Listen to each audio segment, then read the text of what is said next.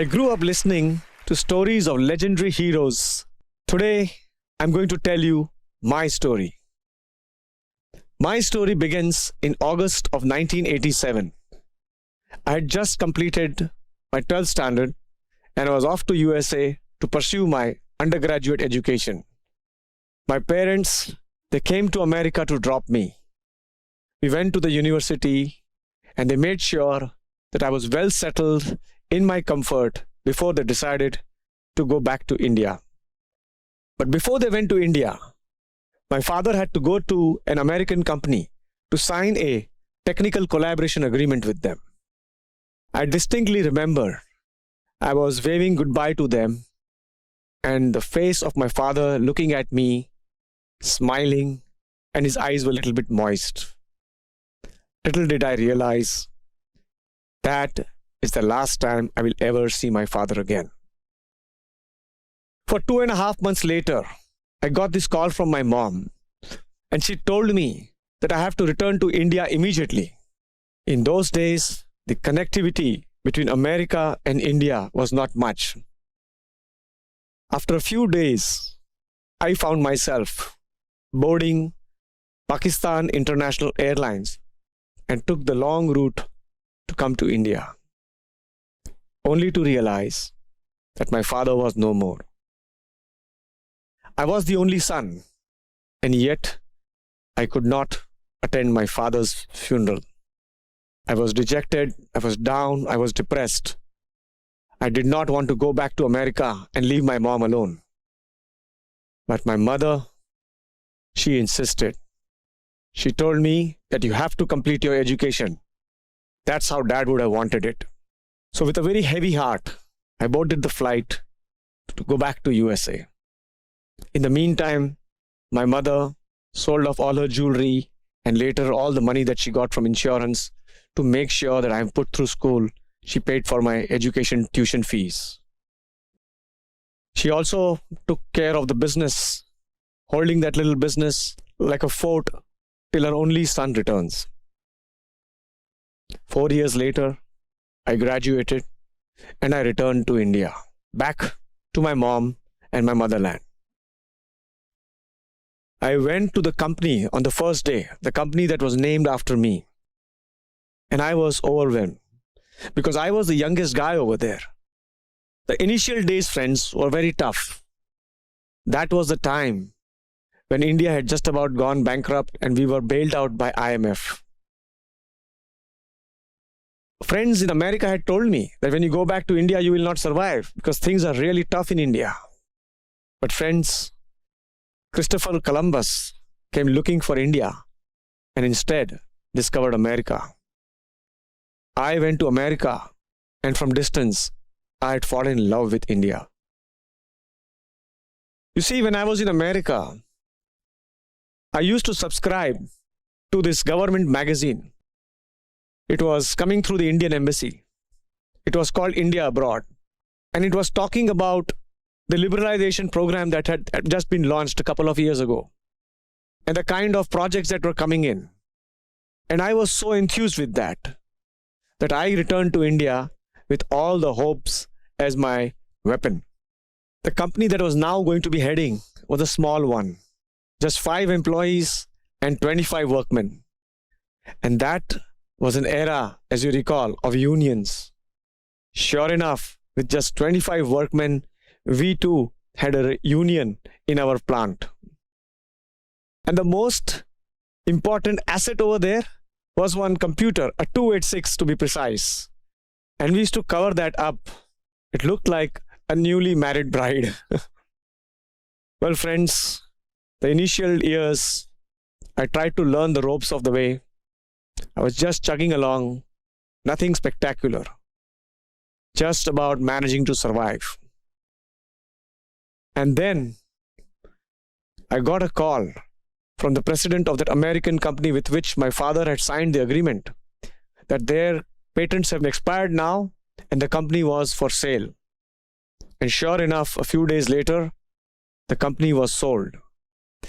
Now that was real bad news for me because in India, we were their representatives and we were selling their products. these were highly technically intensive products.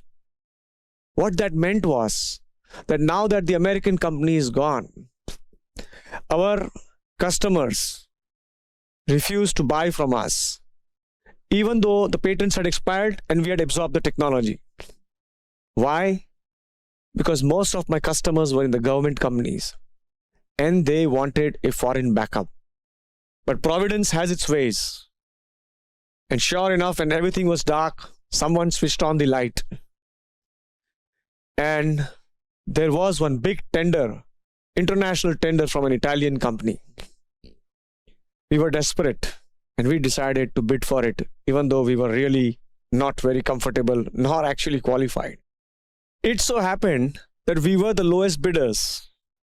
And so the director of the Italian company called me to Italy.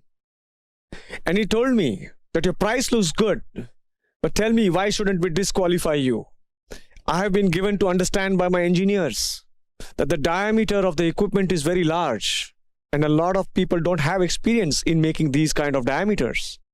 I don't know why, but I looked at him in the eye and I said, "Sir, the diameter doesn't matter. You Italians make the best pizza in the world in all sorts of diameters, and they are sold everywhere in the world. What matters is that the pizza can go into the stomach one bite at a time. The equipment that I will be manufacturing will be made in parts, small parts, and I am willing to offer to you inspection of each and every part to your satisfaction. And the whole is going to be equal to the sum of the parts.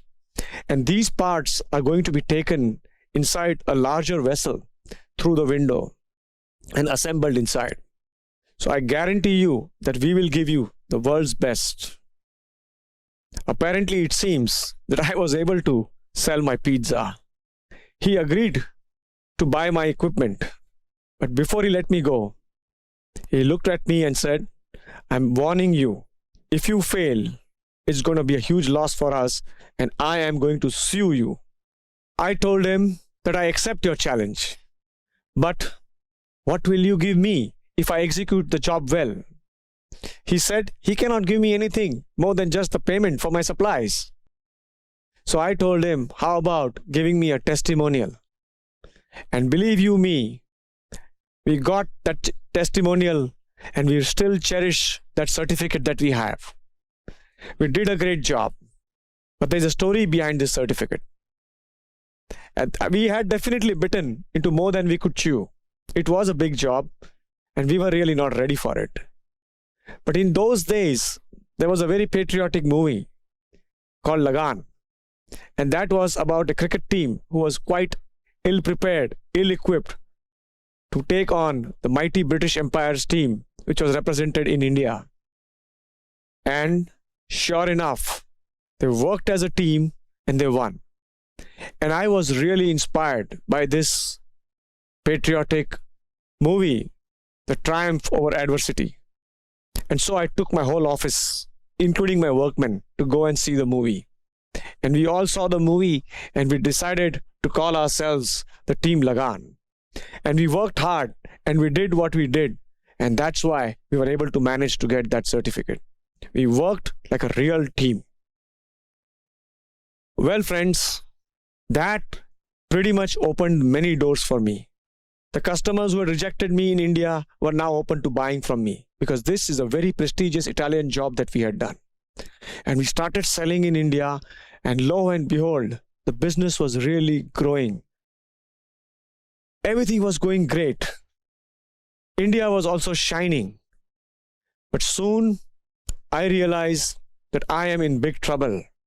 India was shining, but I was whining because each day I was collecting resignation letters from my employees. It seems that the project industry, there was such a huge boom that there were more jobs than people out there in the entire India. It was very difficult to retain the team. I thought that my company would collapse because every day I was collecting resignation letters. Our company's tagline was chemical process products. And to execute these chemical process products, to make them, we required chemical processing engineers. But each day I was collecting resignation letters in that department. And sure, soon enough, almost the entire department had gone. Finally, there was only this one girl remaining. And to be precise, this last man standing was this little girl, age 20, just a trainee with less than 1 year of experience. Friends, that was tough. And here I would like to take a pause from my story. And I would like to offer to everyone that sometimes life comes from outside the syllabus and hits you hard at point blank range. But you have to do what you have to do and graduate from the University of Hard Knocks. I would also like to share with you something very interesting. There is an idiom which Americans say a lot. The best invention since sliced bread. You see, friends, bread has been known to mankind since centuries. In some crude fashion or whatever, bread has been around. And bread was always eaten as a loaf of bread. But it so happened that on 6th July 1928, someone in Missouri decided to slice the bread. And as soon as the bread was sliced, a sandwich was born and fast food became. It meant that people no longer had to sit around and eat. And this little change, friends, what did it do? The consumption of bread went up several times. American government actually came up with the law that you cannot slice the bread. Of course, they could not have implemented the law, and so they came up with innovation in agriculture to keep up with the consumption. But the question over here we need to ask ourselves is that why is it that everyone until that day of 6th July 1928 in Missouri consumed bread only as a loaf of bread? There is something known as the law of recognition. The law of recognition states that recognition creates a fixed way of being. Recognition creates a fixed way of being. If you have been introduced to life as a loaf of bread, you will recognize it as a loaf of bread and you will approach it as a loaf of bread. And I call this as a generalized faulty belief because that's what people believe, but they cannot think alternatively until someone comes along and changes the whole equation. And there are many such generalized faulty beliefs that we have been introduced to. I'm talking about the behavioral traits. For example, people say that if a black cat crosses the street, then there's going to be bad luck. And so we take the long route. In business, there are plenty of generalized faulty beliefs. How about this? If you train your team, then there'll be train drain. People who leave. And therefore training is like a black cat. It brings you bad luck. So no training is good behavior. Let's come back to my story.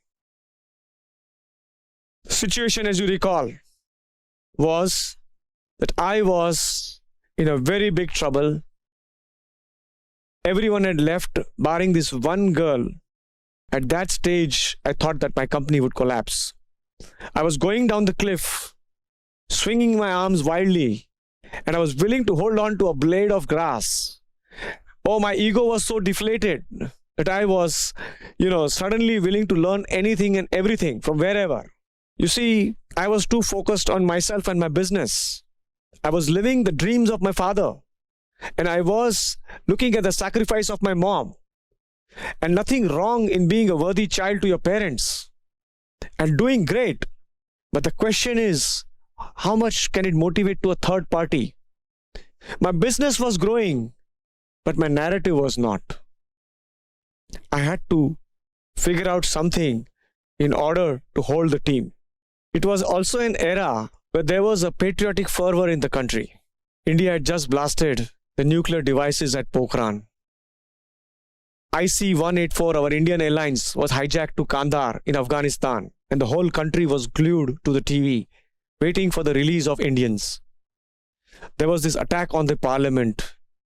there was this Operation Parakram. For the first time in history, we were going to initiate a war and attack Pakistan. And there was this Kargil war. The whole country was glued and there was a huge fervor of patriotism, and I too was involved. I realized that deep down, I was an extremely a patriotic guy. And I decided that the team Lagaan needs to be revived. We had seen success of that in the past. That needed to be revived. And so, friends, what is important for all of us is to go deep down and find a core value with which we resonate very much. It has three pillars. One is that we should very deeply resonate with it. The second is that we are willing to share it with everyone. And third is that it should have a universal appeal. For me, it was patriotism, and I embraced all things Indian in my company. And sure enough, friends, what happened was that I began to change my narrative. I stopped being the chief everything officer and I became the chief energizing officer. In every activity, we talked about how the country is doing and how it relates to the company and all of us. We began to understand the relation between a prosperous India and a secured company. There was a direct connection. And so, friends, this was no longer, patriotism was no longer my personal reality. It was a shared reality. It was a group reality. And we all became a team together. We were a solid, motivated, monolithic block willing to take on the world. And so we decided that we are an Indian company, but we are going to be the best company out there. And why do you need to have a inspirational cause to serve? Because that acts as our North Star. You see, people can be in different departments and doing different things, and company could be going in up and down, but that remains a standard forever, North Star guiding us. And finally, when you've taken up such a big challenge of making this Indian company as one of the best companies out there, then guess what? All the small issues in the company, they pale in comparison. And so, one of the first things I did was I put a national flag, the Indian national flag, on my desk. Everyone started focusing on all the good in India, and our notice board would be filled with all the good stories that come out of India. If there was news, it was only good news in my company. And soon enough, we would be talking about importance of India, not just in the company, but everywhere. We started engaging the students. They are, of course, our future citizens. When we talk to our customers, we would do that. In international travels, in our brochure, India, the next emerging destination, there was a page on that in our brochure. And friends, we were not just nationalistic, we were also therefore internationalistic. We were not just traditional, but we were also technically savvy. This was the best company out there. And friends, when we started doing all these things, magic became. What is amazing is that our company got registered everywhere in the world. Our brand became quite famous, a well-known one. And we earned ourselves plenty of testimonials. Amazing becomes astounding because the workers' union melted away, notwithstanding the fact that we had so many more workmen now. The company was so much bigger. Nobody left the company. And those who had left the company, when they found out how the company had transformed, they came back to the company. And astounding becomes astonishing because a multinational company listed on NASDAQ from Scandinavia made an unsolicited offer to buy our company. And they approached us under the Prime Minister's Make in India program. They decided to buy our company to introduce new products for India and also use India as a source for the world. After they took over the company, what is surprising is that they have not removed a single person. And they mentioned to me that this is one of the best cultures that they have found. The team spirit over here is brilliant. And friends, that girl, the trainee, the last man standing, well, After my term was over, I left the company, and that girl now is a little bit older. They made her the managing director of the company. Friends, if you keep at it, then all these generalized faulty beliefs changed into central operating principles. The generalized becomes centralized. Faulty gets replaced with operating, and beliefs turn into principles. And the only way you can grow, friends, is that you can grow through what you go through. In business, at any given point, it is a stormy, dark night. It's very nice, happy, bright, and sunny is only in the heaven, in a dead company. But in a company, you have to keep going. You have to keep at it. And for that, friends, what I urge you is to go deep within. Be the person that you deserve to be. Find your core value and tell that openly, communicate that effectively. Define your purpose and provide an opportunity for people to contribute and volunteer to achieve that purpose. Doing that, they will stick to you like magnets. Nobody will leave you. Why? Because such a company is not just self-serving. It is also very much self-fulfilling. With that, I end my story. I would like to thank all of you for listening to me, and thank you in particular DLC for giving me this great opportunity to share my story. Jai Hind.